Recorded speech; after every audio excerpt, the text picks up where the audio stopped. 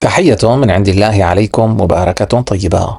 مع الدليل 11 من الأدلة التي تؤكد الفرق بين ربنا وبين الله سبحانه. فإذا أتينا إلى مسألة العدل، كيف هو عدل الله وكيف هو عدل ربنا جبرائيل؟ تقول الآيات: سنكتب ما قالوا وقتلهم الأنبياء بغير حق، ونقول ذوقوا عذاب الحريق، ذلك بما قدمت أيديكم وأن الله ليس بظلام للعبيد.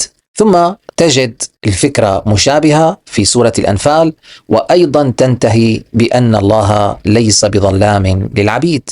إذن احفظ هذه الصيغة في ذهنك، وأن الله ليس بظلام للعبيد.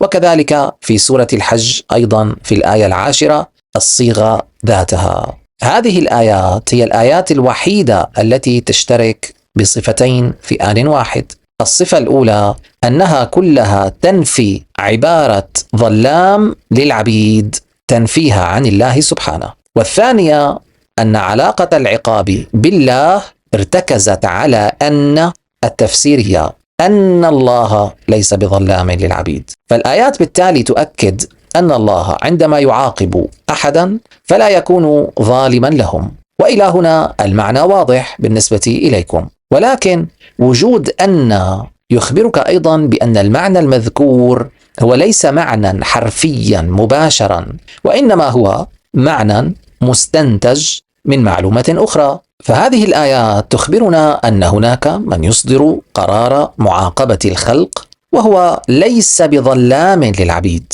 وأن الله ليس هو الذي يعاقبهم، وأنه يتنزه عن إصدار قرار معاقبة الخلق بنفسه. ولكن بما أن الموظف المسؤول عن معاقبة المجرمين هو ليس ظالما، وبما أن الله قد وظفه في هذه الوظيفة وأمره بالالتزام بالعدل وعدم الظلم، لذلك من عدل الموظف أي من سلوكه نستنبط عدل الله الذي وظفه. وقد ذكر لك أن الملائكة هم من ينفذون قرار العقاب، وقد ذكر صيغة الجمع أيضا الدالة على الملأ الأعلى الذي من ضمنه الملائكة كطبقة منفذة للأوامر، فلذلك الملائكة يضربون وجوههم. وكذلك صيغة الجمع ونقول ذوقوا عذاب الحريق، وهكذا. بينما قارن القضية ذاتها مع الرب وليس مع الله. من عمل صالحا فلنفسه ومن أساء فعليها وما ربك بظلام للعبيد.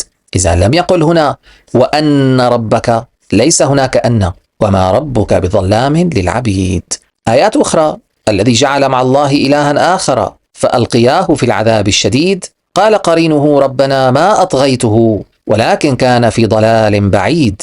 إذن يخاطب ربه، قال قرينه ربنا، فكان الجواب إذن جواب من؟ جواب ربه. قال لا تختصموا لدي وقد قدمت إليكم بالوعيد، ما يبدل القول لدي وما أنا بظلام للعبيد. إذن الفرق واضح. هذه الآيات هي الآيات الوحيدة أيضا تشترك بصفتين. عبارة ظلام للعبيد تم نفيها عن ربنا هذه المرة وليس الله.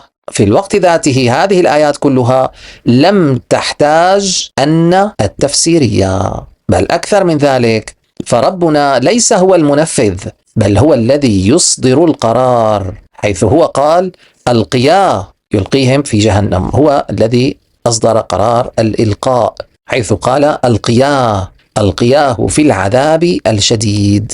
إذن هو الذي أمر بذلك. كل هذه الاختلافات الثلاثة تختلف عن ما ورد في الآيات التي قبلها المنسوبة إلى الله. فلو كان الله هو ذاته الرب في هذه الآيات لكان الإصرار على استخدام أن في كل الآيات السابقة التي نسبت العبارة إلى الله، والإصرار في الوقت ذاته على عدم استخدامها في هاتين الآيتين اللتين نسبتا هذه العبارة إلى الرب، إنما هو محض عبث وتسلية في القرآن. حاشا. أي لو كنتم تصرون على أن ربنا هو الله في كل هذه الآيات الحالية والسابقة، أنتم تنسبون العبث والتسلية للقرآن، حاشا.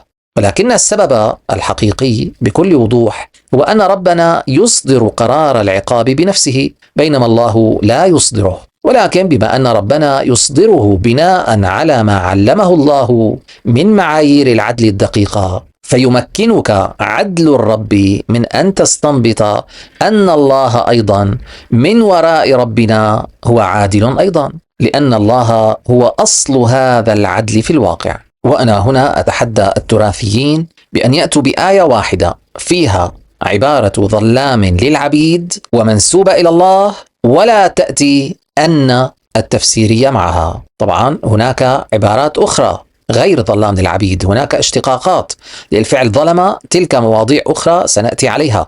أنا أقصد في هذا التحدي عبارة ظلام للعبيد تحديدا. فإذا اليوم دليل إضافي في هذه السلسلة، والحمد لله رب العالمين.